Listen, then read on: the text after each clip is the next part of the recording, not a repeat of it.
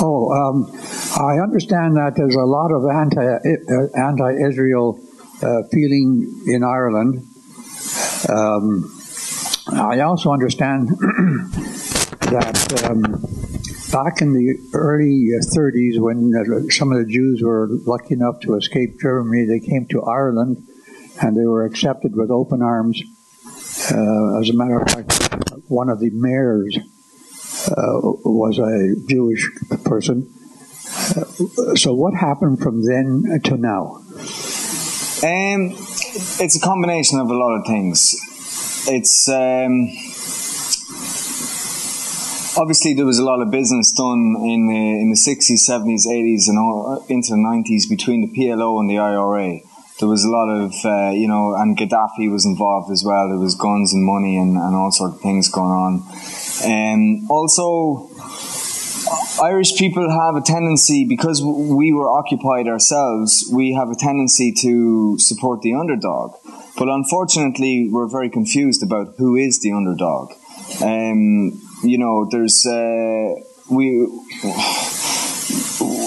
It's always presented to us that, this little strip of Palestine is the underdog. But when you look at it on a broader level, you have this kind of small area with 6 or 7 million people surrounded by millions and millions and millions of people who don't necessarily want them to exist.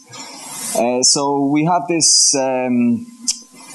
passion for the underdog, which is misplaced. Also, it may sound like a conspiracy theory, but I think it's no coincidence that in the last 5 years, the anti-Israel sentiment has risen in Ireland. That has coincided with the economic downfall. And there's something eerily similar there going on between what happened in Germany in the 1930s and what's happening in Europe now with the kind of anti-Israel, dare I say anti-Semitic kind of feelings going on. And I think a lot of it is actual jealousy. It's misplaced anger. Also, there's a lot of,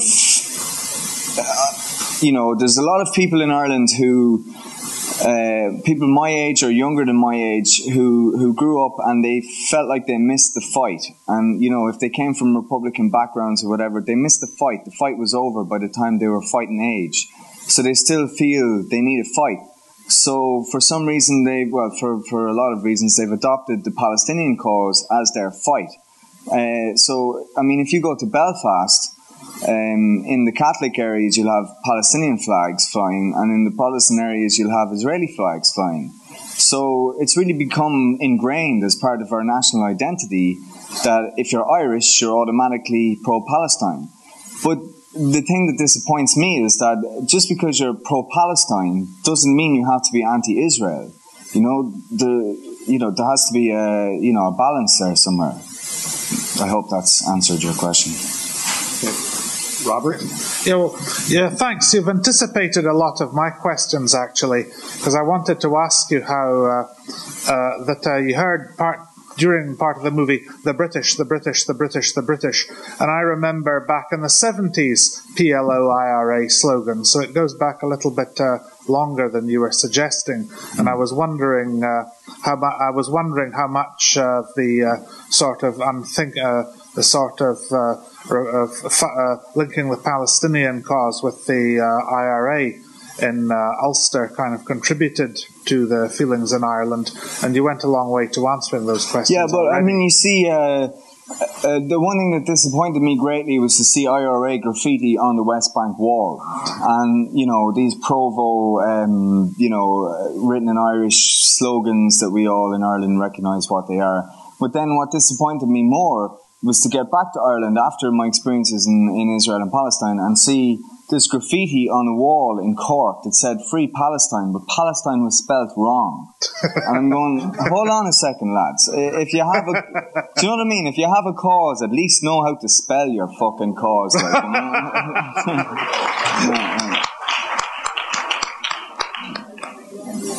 Thank you, Nick. Mr. Larkin, when I was a university student in the 60s, I spent the summer in Ireland. Native-born Canadian Jew. I didn't know a lot about Irish history at the time. And I had asked for a job in England, and they sent me to a place that people now know very well, Portadown in County Armagh.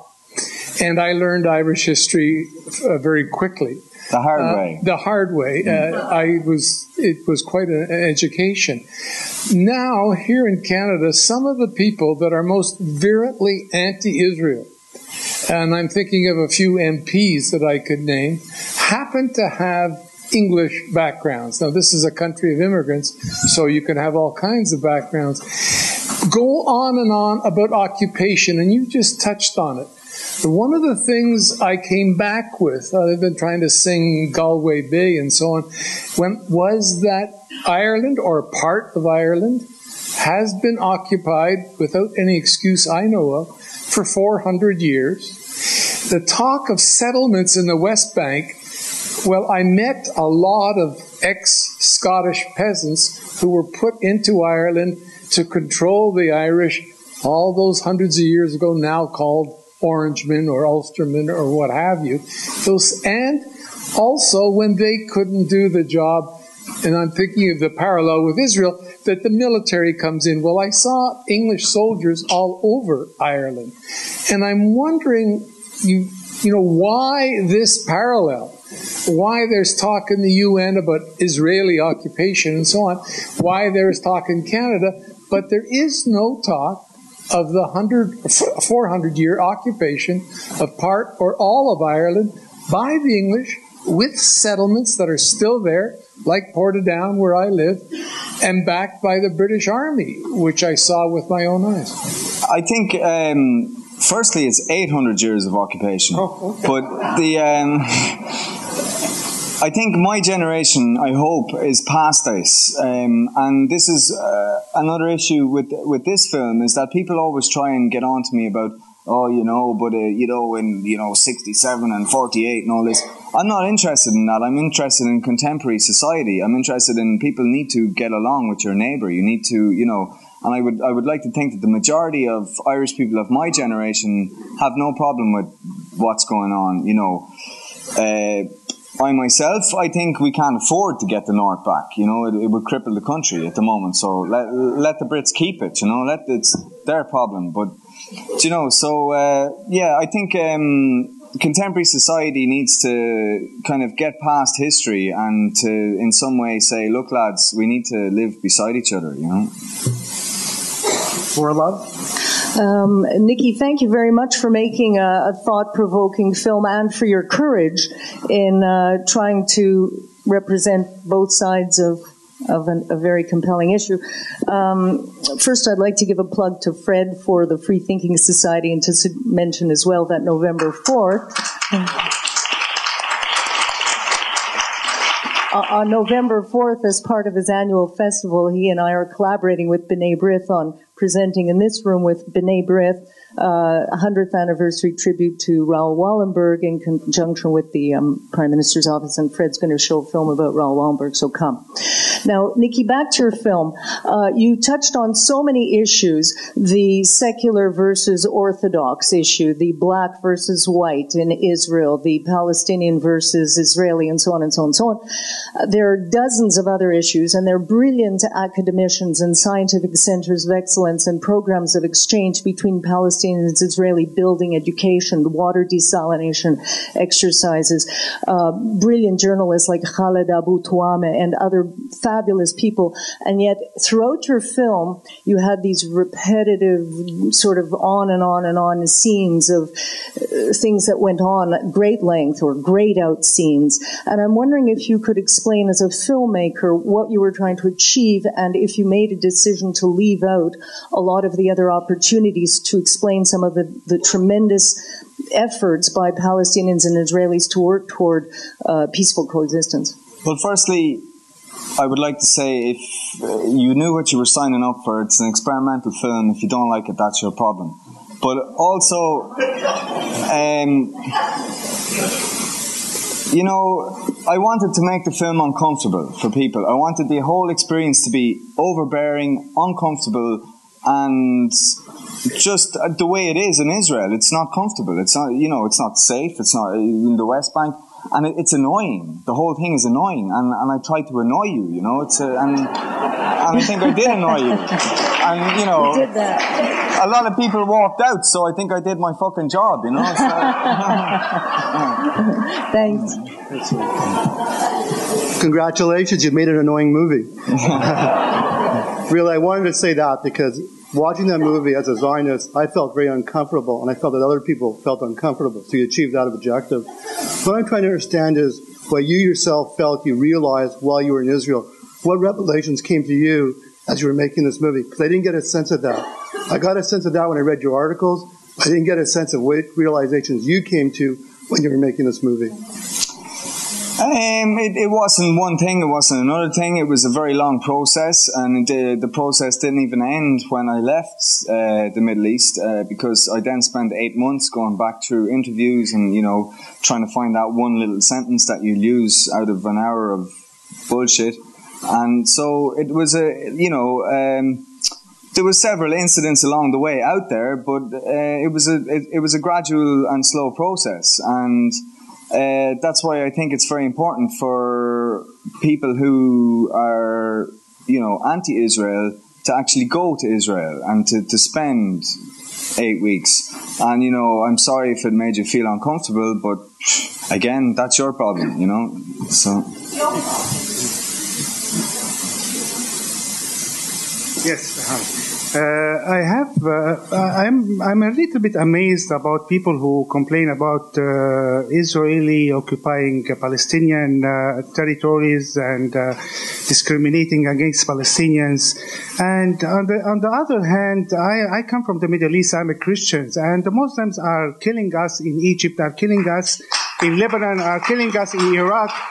We were, the Iraqi Christians, the Chaldeans, the Assyrians were the owners of the land. The Phoenicians were the owners of the land in Lebanon and Syria. The Coptics are the owners of the land in Egypt.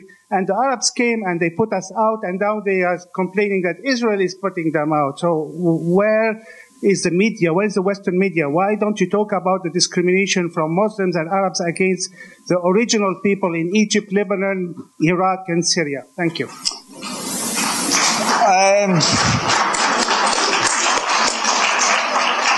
Well, I personally think there needs to be a two-state solution. I think there needs to be, as it was said in the film, the only place that terrorists come from is places where they have nothing to lose. But in terms of why the media is so, I mean, you know, this is a complicated question. I have no answers. I mean, you know, it took us 800 years to sort it out in Ireland. You guys have only been at it like a wet week compared to us. So there's a long way to go. I don't know if I'm answering your question at all. Yeah. I'd like to ask you a question. We'll go over there for a question. Yeah, my question. Former President Bush was not liked, to say that lightly. Former President Bush was, from what I've heard, not liked. How is the Hope and Change guy perceived? In Ireland? In Middle East. In the Middle East? He's not as popular as Bush because he's obviously not as... he puts Netanyahu on the spot, you know what I mean? He walked out on a meeting with Netanyahu over settlements, and he stands up to Netanyahu, and Netanyahu doesn't like this. Whereas Bush pandered, you know, so he's not as popular in the Middle East as his predecessor. Definitely. But in Palestine, how is he perceived? I think the Palestinians don't give a flying fuck about who's president of America. They just want land, you know. I mean, it's nothing to do with who's president of America, really.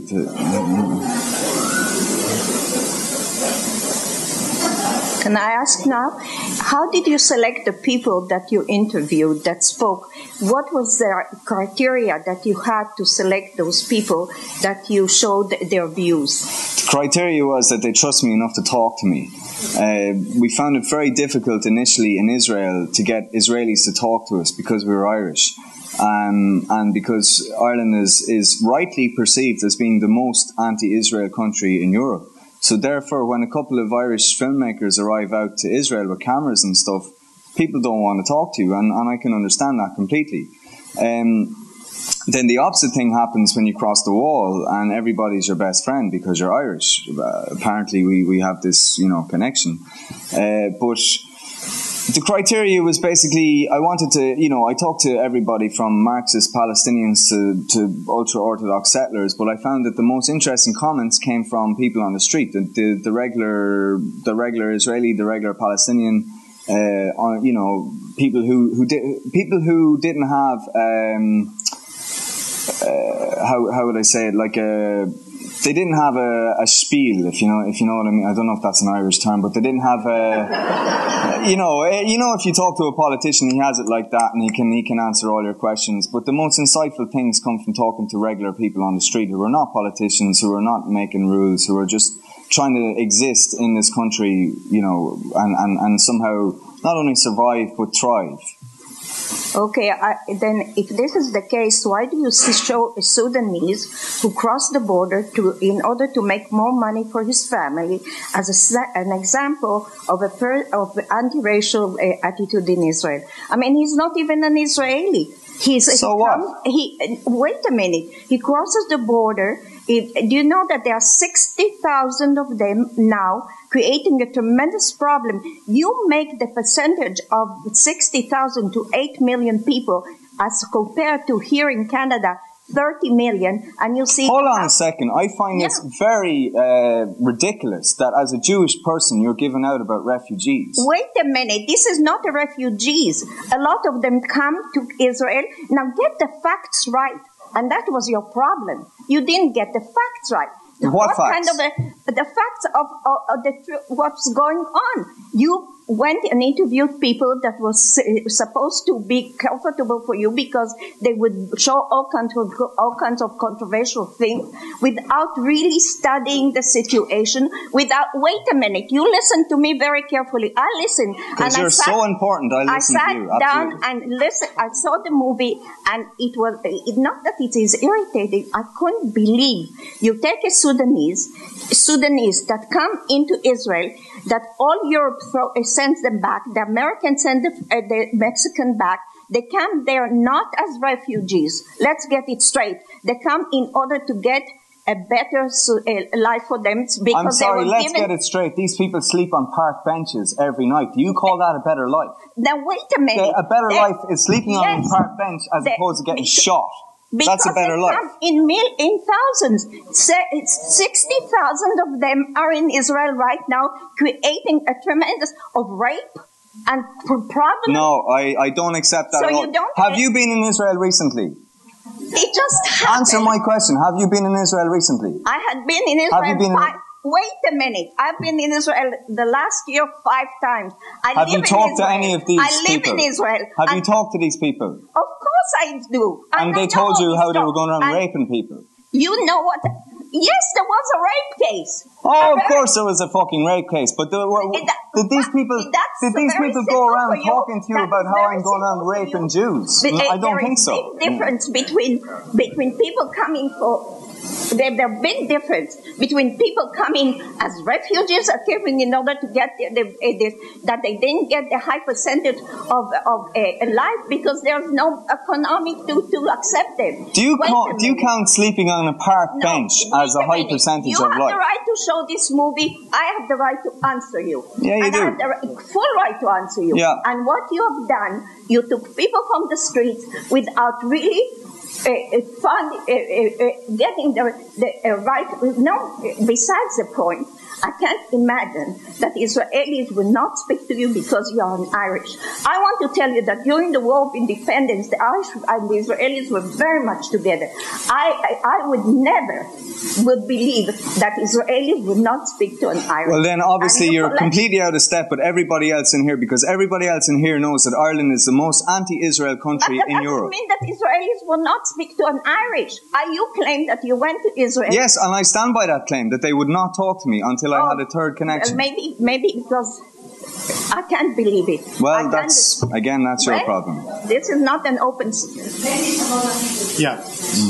Yeah, no, I would not let's go let on to this another movie go out. I would not. We go on to another wait a question. minute. I would not Thank let you. this movie come out because this is a movie. Maybe you should sit down and It is wrong. take your medication or whatever. And I will say that.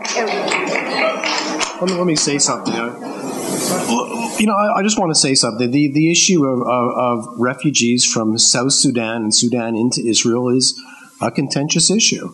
And there's many sides, and there's a real debate that goes on right now in Israel about this situation.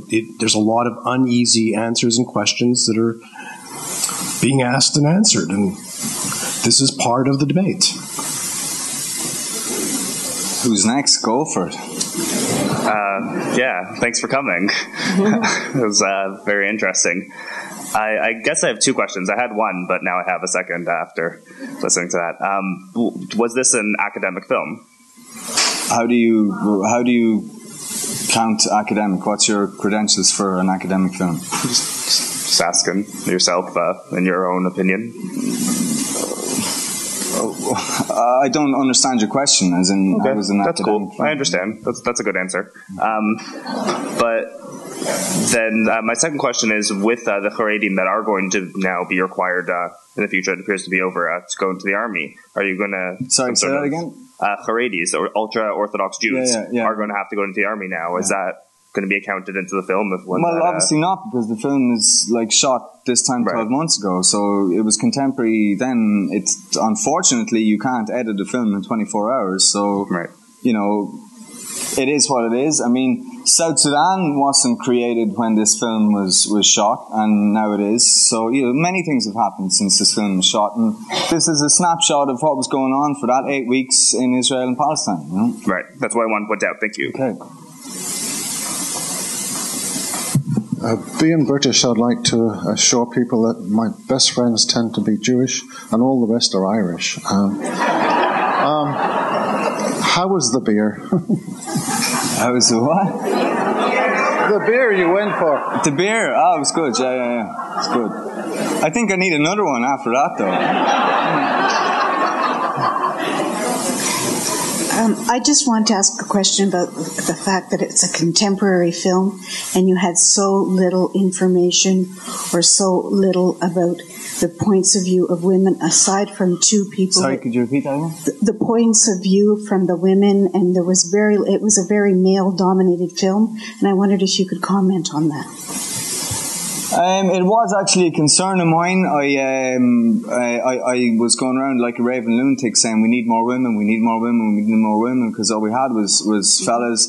And I can't say that it was a conscious decision. It's just the way it panned out that the interviews happened to be mainly male dominated. It wasn't. As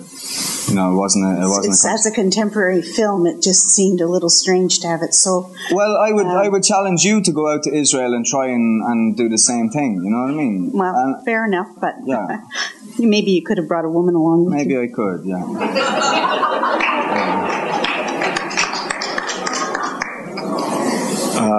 Mr. Larkin, first of all, I want to thank you very much for coming to Ottawa and presenting us with your documentary. And I also want to thank you for making the attempt to show both sides of the coin, that there is also an Israel story to the tensions between Israelis and Palestinians, Israelis and Arabs. The question that I have for you, as an artist and as a documentary filmmaker, you recognize with total absoluteness that a picture speaks 1,000 words, as they say. And the question that I have for you is the following. Israel, throughout the history of Israel, the successes that Israel has had on the battlefield, they could never somehow replicate the success on the diplomatic front and in terms of PR. Yeah. So as a documentary filmmaker, I'm interested to know if you were asked by the Israeli Foreign Ministry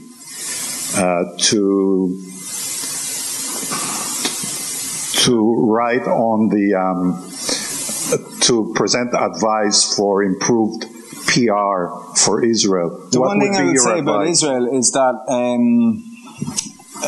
Israel is a disaster at PR, an absolute and complete disaster. And the Palestinians are experts at PR. I think the Israelis could, in a very ironic and twisted way, benefit from sitting down for an afternoon with the Palestinians and taking a few notes on PR.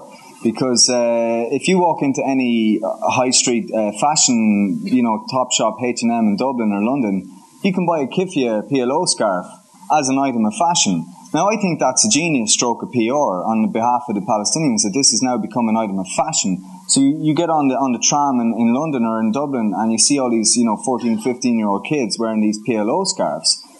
And they don't know what that stands for, what that means. And, it's just become a fashion item. As for what the Israelis can do, I really don't know. I mean, I think it's gotten to a point where a lot of Israelis don't care anymore, because whatever they do, they're going to be perceived as being wrong. So they just don't care. But this is not helping anybody either. They need a spin doctor, and they need a hardcore spin doctor in there quickly. Yep. Okay, I'd like to. First off, thank you for the questions. By the way, we have Jewish keffiyehs for sale out there. We're trying to solve the PR problem ourselves. But look, thank you very much. There's a reception out there with food and drink, and you can speak to Nicky privately. Thank you very much.